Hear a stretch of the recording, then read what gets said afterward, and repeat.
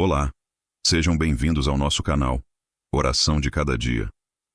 Hoje, vamos viajar no tempo, até as planícies de Sinar, para desvendar uma das histórias mais fascinantes e simbólicas da humanidade, a Torre de Babel. Já se perguntou por que existem tantos idiomas no mundo? Por que às vezes parece tão difícil nos entendermos, mesmo falando a mesma língua? A resposta pode estar escondida nas ruínas de uma torre que ousou tocar os céus. A história começa logo após o grande dilúvio.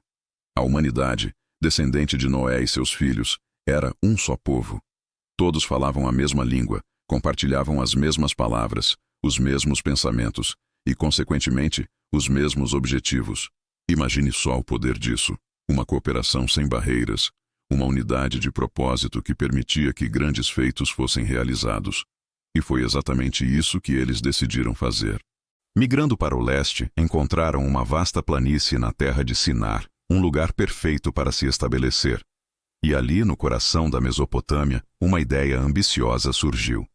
Eles disseram uns aos outros: "Vamos construir uma cidade para nós, com uma torre cujo topo alcance os céus." Mas por quê?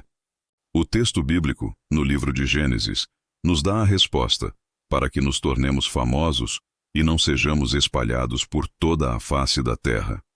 Aqui está o ponto central da história. A motivação deles não era simplesmente construir algo grandioso. Era um ato de autoexaltação. Eles queriam fazer um nome para si mesmos, criar um monumento à sua própria força, engenhosidade e unidade. Queriam controlar o próprio destino, contrariando a ordem divina de encher a terra. A torre não era um meio de chegar a Deus, mas um símbolo de que não precisavam dele. Era um projeto impulsionado pelo orgulho e pelo medo da dispersão, do esquecimento. Eles começaram a obra. Utilizando a tecnologia da época, fabricavam tijolos e usavam betume como argamassa. A cidade e sua torre começaram a subir, cada vez mais altas, um testemunho impressionante da capacidade humana de cooperação. Imagine a cena. Milhares de pessoas trabalhando em perfeita sintonia, comunicando-se sem esforço, movidas por um único e poderoso desejo. A torre crescia, um dedo de tijolo apontando desafiadoramente para o céu. Mas essa unidade, construída sobre a areia do orgulho humano, não passaria despercebida.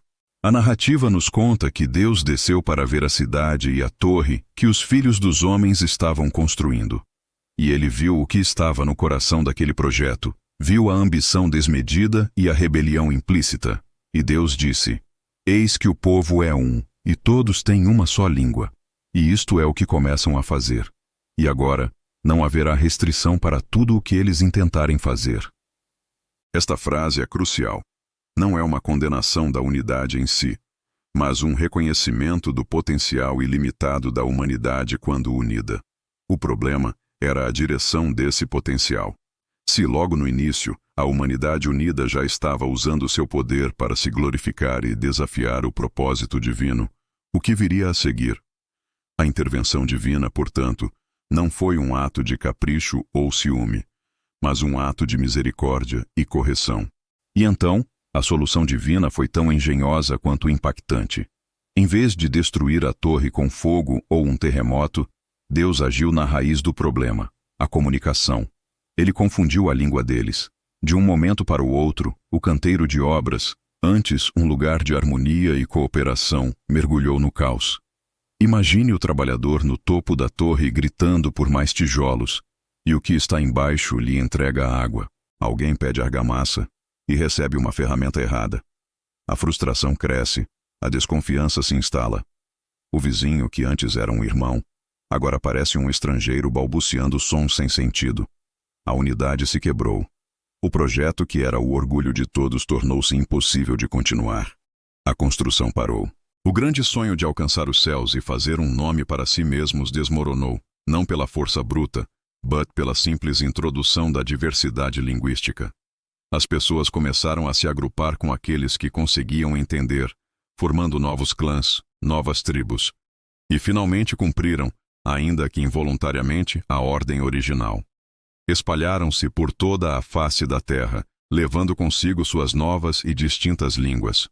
A cidade inacabada ficou conhecida como Babel, que em hebraico soa como a palavra confundir, um lembrete eterno daquele dia. Mas qual é a lição da Torre de Babel para nós, hoje? É uma história sobre os perigos da ambição desenfreada e do orgulho. Mostra-nos que a unidade humana, por mais poderosa que seja, quando não está alinhada a um propósito maior e humilde, pode levar à arrogância e à autodestruição. A tecnologia, o conhecimento, a cooperação são ferramentas incríveis, mas para que as usamos? Para construir monumentos a nós mesmos ou para servir a um bem maior? A história também nos oferece uma bela perspectiva sobre a diversidade. O que começou como um juízo, a confusão das línguas, resultou na incrível tapeçaria de culturas e idiomas que enriquece nosso mundo. Cada língua carrega uma visão de mundo única, uma herança cultural, uma forma diferente de expressar a experiência humana. A diversidade não é uma maldição, mas uma consequência que nos força a buscar a compreensão de forma mais intencional e humilde. E a história não termina em confusão. Para os cristãos, a narrativa encontra sua contrapartida no dia de Pentecostes, no Novo Testamento. Se em Babel a linguagem foi confundida e os povos divididos, em Pentecostes, pelo Espírito Santo, os apóstolos falaram em outras línguas, e pessoas de diferentes nações puderam entendê-los. A mensagem é poderosa.